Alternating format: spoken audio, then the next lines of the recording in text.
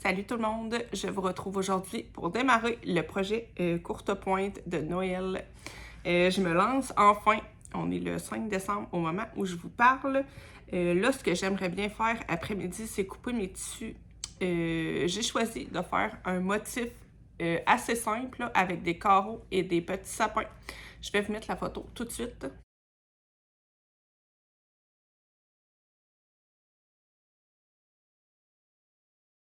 Je pense que ça va être relativement rapide à faire puisqu'il n'y a pas beaucoup de découpe à faire. C'est principalement des carreaux et pour les sapins, il y a quelques triangles, mais je pense que ça va être quand même assez rapide à faire. Je vais vous montrer les tissus que j'ai choisis. J'ai d'abord un gros rouleau de couleur crème. Ça va me servir beaucoup puisque toutes les zones blanches que vous avez vues, je vais les faire avec cette teinte-là. Sinon, pour les zones de couleur, je vais vous montrer les tissus que j'ai choisis. Pour ceux qui écoutent toutes les vidéos, vous allez avoir une petite impression de déjà vu puisque je les ai déjà montrés dans un vlog. Je vais vous les montrer vite fait ici. Comme je vous l'avais dit également dans ce vlog-là, j'ai pas la même quantité de tous les tissus. Pour certains, j'en ai très peu, comme celui-ci, et pour d'autres, j'en ai un peu plus. Donc, ça va être assez aléatoire au niveau des cases, mais c'est bien correct. C'est ça le but aussi des courtes pointes, c'est d'utiliser tout plein de tissus. Donc, pour les sapins, évidemment que je vais utiliser les tissus qui sont verts.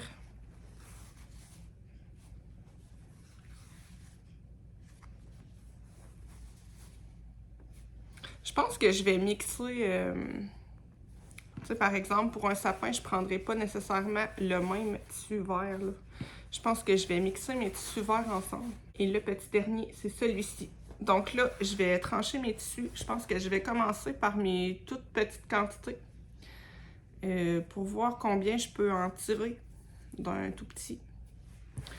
Je pense faire des cases quand même assez petites, là, comme j'avais fait la dernière fois avec ma règle, soit 2,5 par 2,5.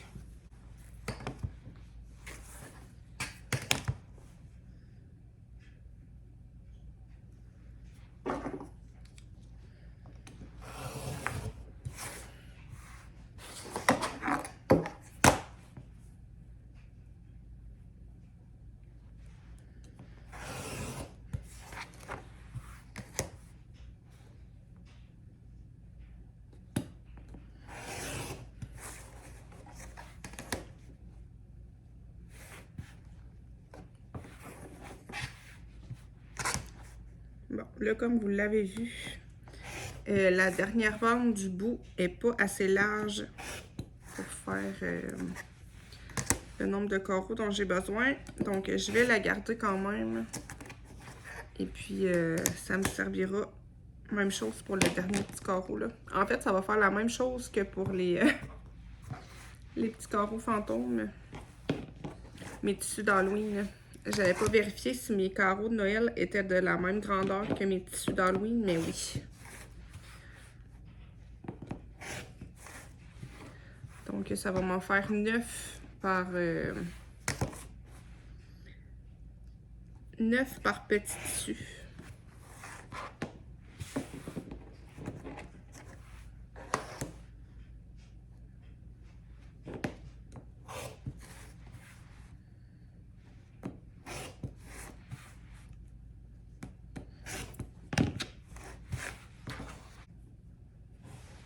Donc là, je vais couper tous mes tissus.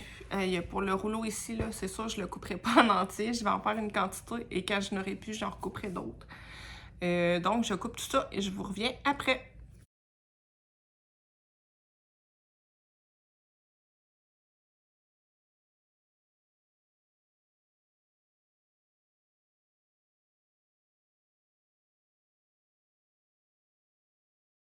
Je vous retrouve plusieurs jours plus tard. J'ai un petit peu avancé de mon côté.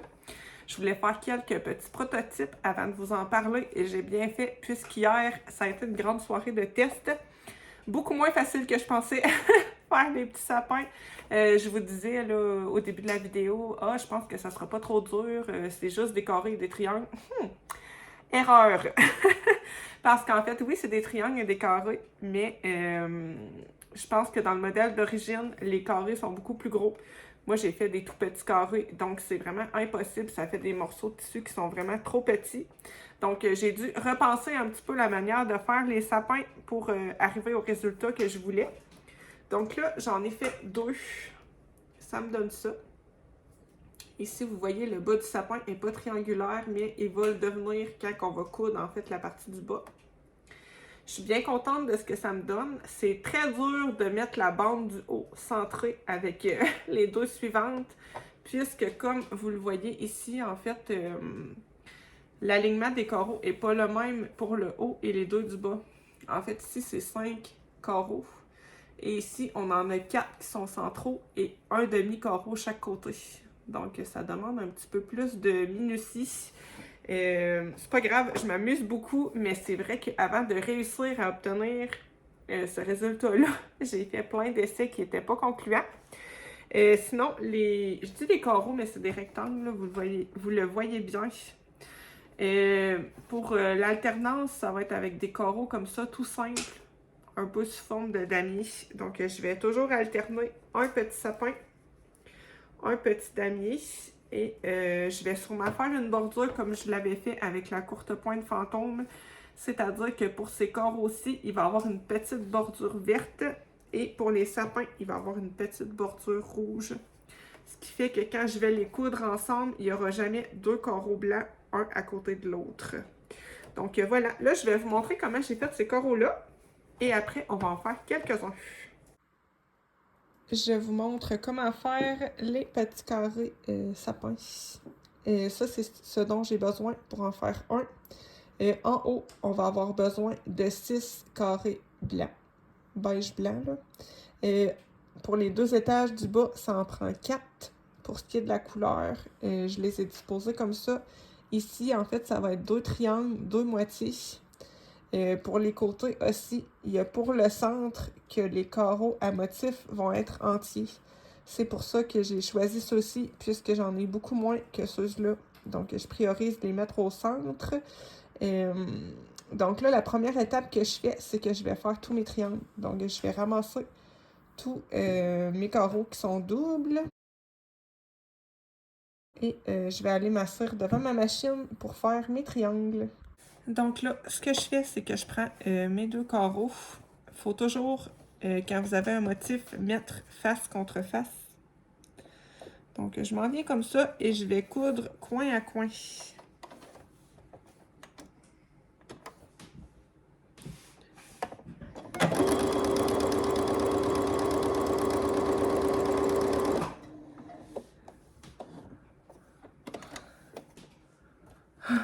Mon fil était démanché. Prise d'eau.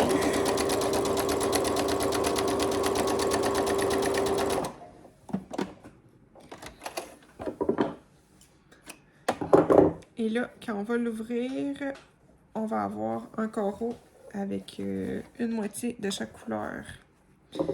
Je vais couper l'excédent. Et je vais faire les autres.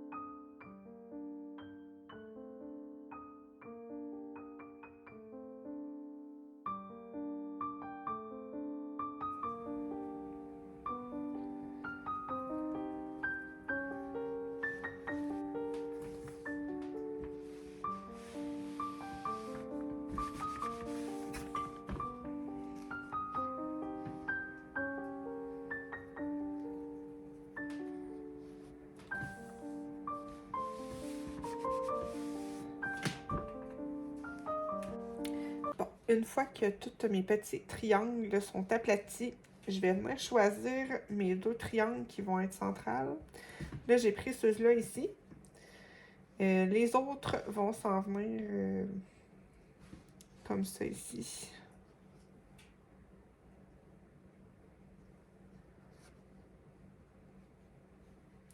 Là, c'est sûr que j'ai des motifs qui sont proches, qui se répètent, mais j'ai pas vraiment le choix puisque c'est les motifs que j'ai le plus et que je veux pas nécessairement utiliser les tissus que j'ai pas beaucoup dans les coins. Donc là, je vais venir placer mes tissus comme ça et je vais ajouter mes blancs. Il en vient un ici de chaque côté et deux en haut.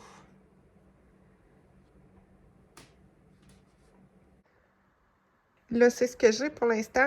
Je vais venir coudre mes bandes, en fait, tous les coraux face contre face, face contre face, face contre face. Donc, ça va me faire 3 bandes.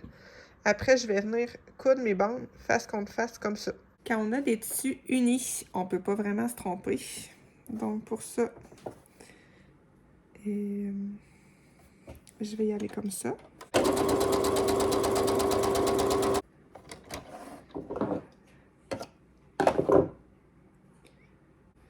Donc, mon endroit est ici. Je vais venir placer mon premier triangle qui va être comme ça. Donc, je vais le coudre face contre face.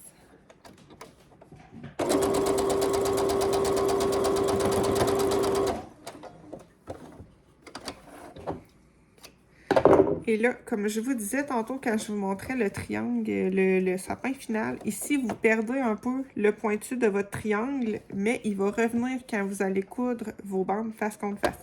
Donc, il ne faut pas s'inquiéter. Là, je viens avec mon deuxième triangle. Je le couds face contre face. Ça nous donne ça. On continue avec nos deux triangles unis, nos deux carrés unis, c'est-à-dire...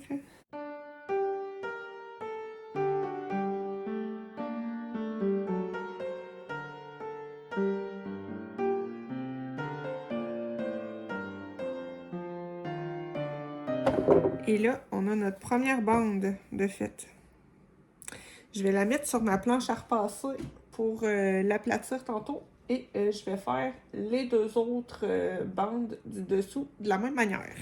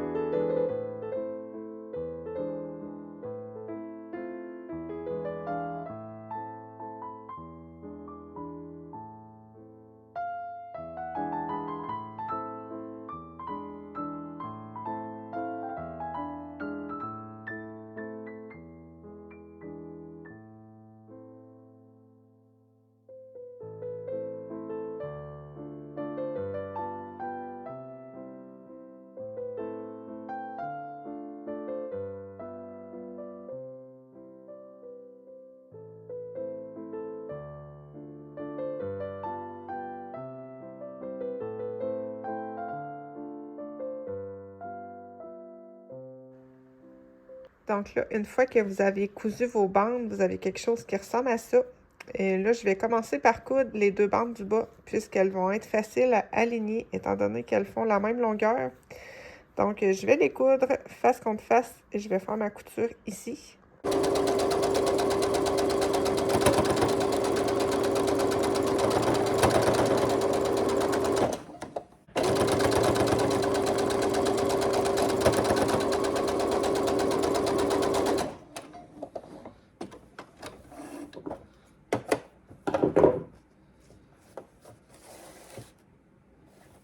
vais redonner un petit coup de fer à repasser pour être sûr que tout soit bien plat.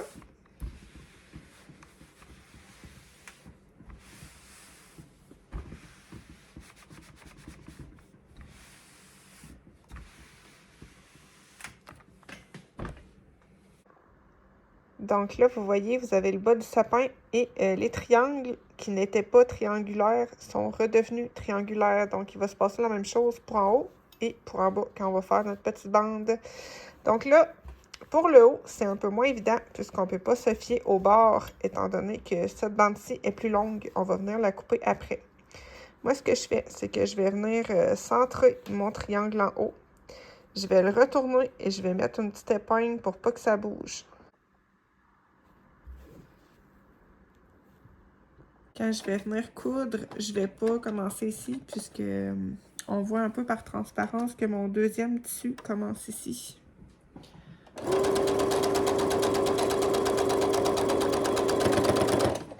Donc là, je retire ma petite épingle et normalement, ça devrait pas avoir bougé.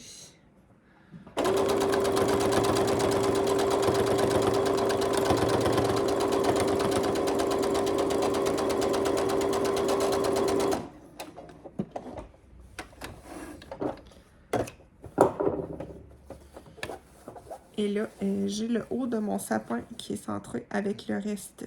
Je vais revenir aplatir un petit coup. Le fer à repasser, c'est vraiment votre meilleur ami quand vous faites la courte pointe. Je l'utilise tout le temps, tout le temps.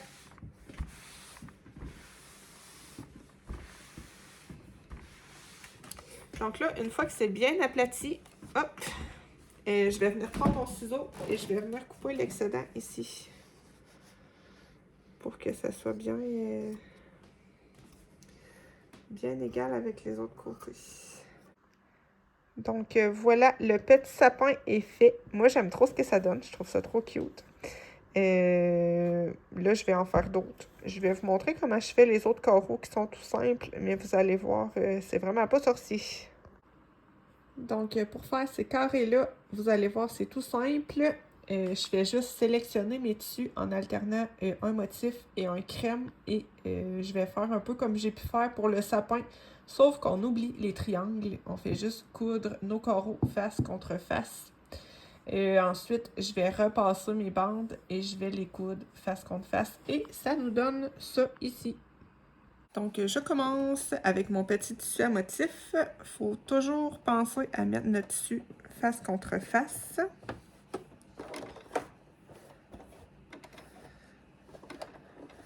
Mon petit fil qui ne voulait pas.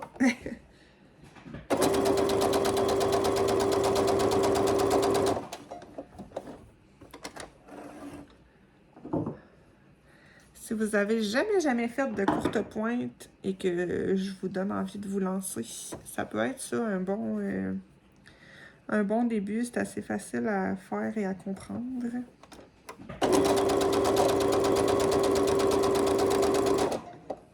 Peut-être pas les sapins, mais ces carreaux-là, en tout cas, oui. Oups! J'ai changé le mode de ma machine. Je pense que vous devez entendre la bouilloire derrière qui chauffe sur le poêle. Si vous entendez un petit crépitement, c'est ça.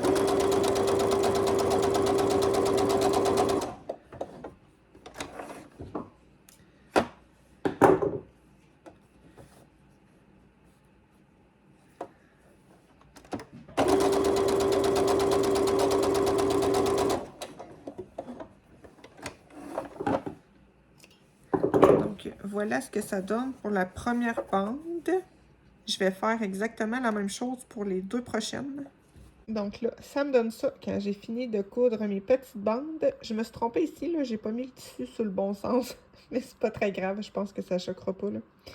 Donc là, je vais venir coudre ça comme ça, et après, je vais venir faire une couture ici, en les mettant face contre face. Donc voilà pour ces petits carreaux-là. Je vous montre un peu ce que ça donne quand on les place en alternance. Moi, j'adore ce que ça donne. J'aime beaucoup les teintes. Et là, il faut s'imaginer qu'il va y avoir une bordure là, autour de chacun des carreaux avant l'assemblage. Donc voilà pour ce que j'ai fait pour le moment.